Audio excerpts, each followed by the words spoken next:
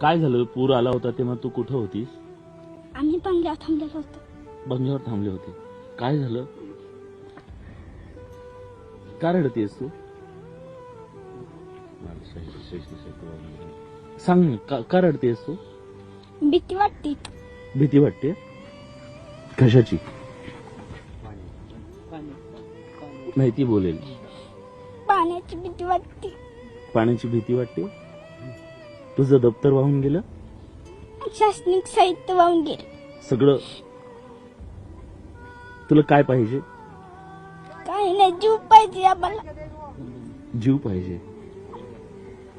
वडील वडील आहेत. जीव आहेत ना? जीव वाचवण्यासाठी आम्ही बंगल्यावर थांबलेलो होतो.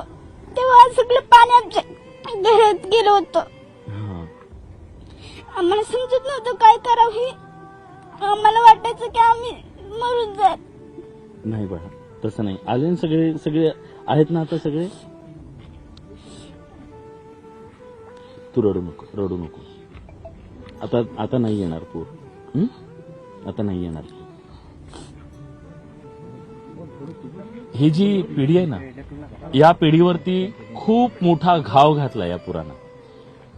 पूर येईल, माणसं उभी राहतील, हे राहतील, पण या पिढीच्या पूर्णपणे आयुष्यावर एक खोलवरची जखम करून गेलाय हा पूर. या चिमुकल्यांना भीती वाटते आता नदीची. कधीतरी नदीत खेळणारी ही मुलं, नदीत बागडणारी मुलं, पण नदीचं एवढं रौद्ररूप यांनी पाहिलं की आज त्या नदीची यांना भीती वाटते, जीवाची भीती वाटते.